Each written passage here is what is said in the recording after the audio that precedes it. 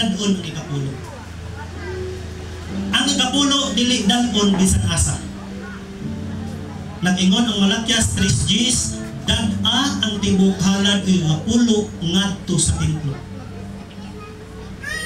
Sa simbahan dadon ang ikapulo.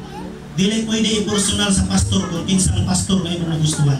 Kung asa ka dapit nagsimba dinhi ka sa misulong, ang tanang miyembro sa misulong magdala sa ilang halad ug ikapulo. Nga matod pa sa Biblia, tibuok ng ikapulo, walay sobra, walay kulang.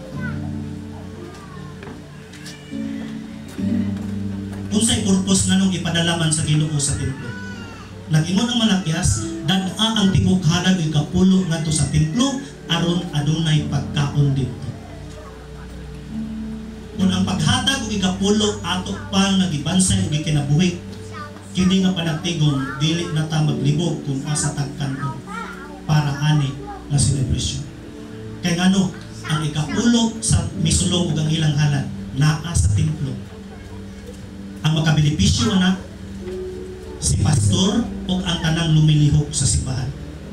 Ug dito kuha sa ikapulo ang para sa mga balo. Kanang watay mga bana.